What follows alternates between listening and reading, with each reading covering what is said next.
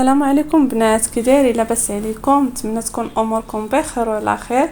اليوم جيت نشارك معكم واحد الكيكه اللي تجي غزاله ما شاء الله، بالتمر والقرقاع والقهوه. تجي صحيه ومقوته لعشاق القهوه. تبعوا لا فيديو من الاول حتى الاخير باش تشوفوا الطريقه. بالنسبه للمقادير، عندي 4 البيضات بحراره المطبخ، ضروري يكونوا بحرارة المطبخ. عندي 4 كبار. عندي الملحة لتحسين الذوق، كاس ديال السكر سنيدة. وتنخلط هذا البيض وسنيدة مزيان بالضرب الكهربائي حتى يطلع لي البيض ويولي اللون ديالو ابيض، ونتلاقاو ان شاء الله.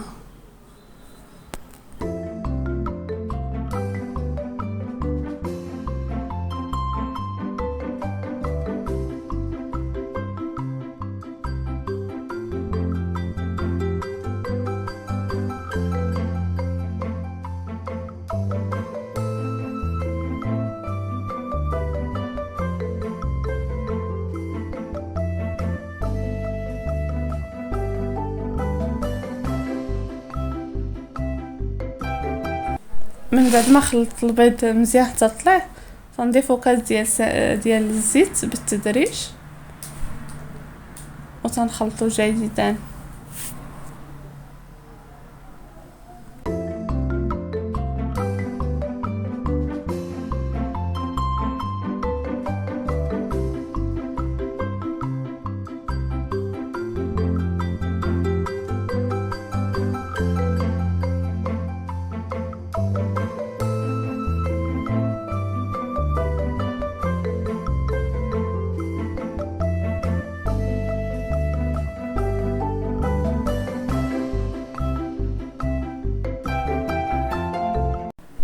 تنضيفو كاس ديال القهوه معصره، يمكن لكم تضيف واحد معلقه صغيره ديال قهوه سريعه الذوبان مع كاس ديال الماء سخون،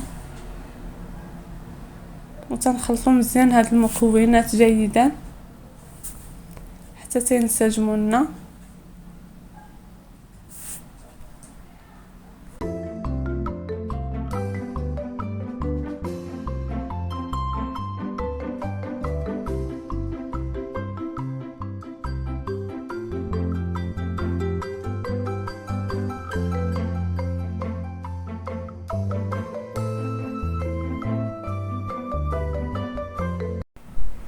تنضيف واحد معلقه صغيره ديال القرفه مع معلقه كبيره ديال النشا. الطاول ديال النشا تيخلي الكيكه رطبه وهشيشه، وهاد الكيكه تجي خفيفه وصحيه واقتصاديه، وتيتواتى داك الكركاع والتمر والقرفه والقهوه تيتواتى، وهاد المذاقات تيجيو غزالين ما شاء الله. من بعد عندي هنايا كاس ديال التمر مقطع، عندي كاس ديال الكركاع مقطع، ما كفانيش الكركاع زدت اللوز مع شويه ديال الطحين، وتنفند هاد الفواكه الجافه في الطحين باش حيت نديرهم في الخليط ما يهودليش داك الفواكه في القاع ديال المول.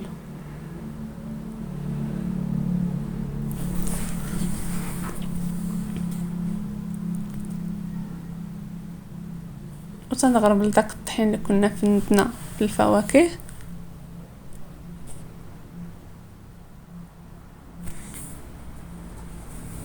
ولأول مرة تشوف قناتي المرجو الاشتراك ويضغط على زر الجرس باش يوصلكم الجديد ديالي.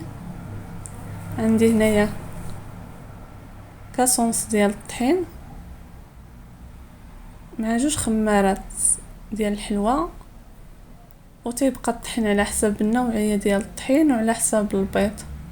انا تقريبا هزت لي 2 كيسان ديال الطحين، انا درت كاس ونص طحين. تنديروه بالتدريج وتنخلط مزيان حتى تندخل داك الطحين في الخليط.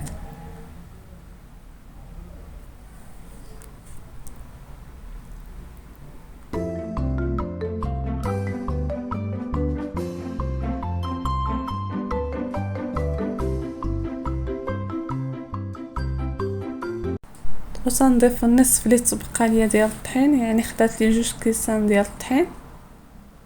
تنخلط مزيان بالفوي.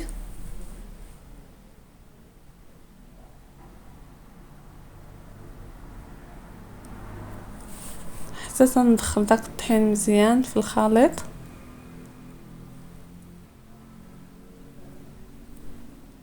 وتنضيف واحد معلقه كبيره ديال الخل.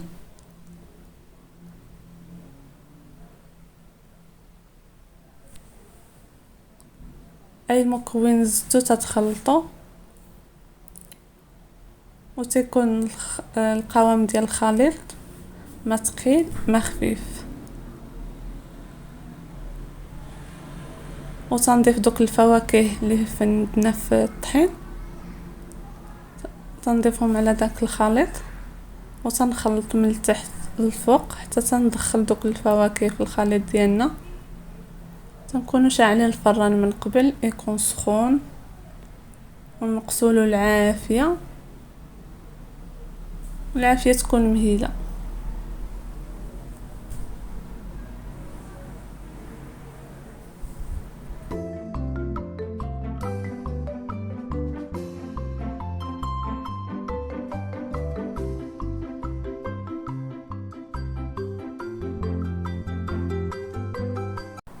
تنكونوا دهنين المول ديالنا، اي مول اللي تتبغيو. تنخويو الخليط ديالنا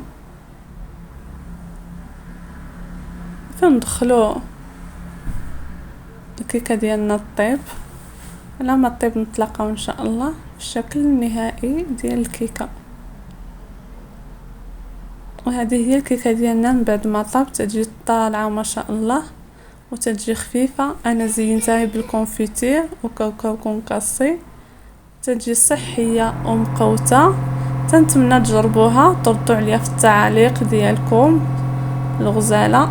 انقسم معكم واحد الطريف باش تشوفوا كي تجي.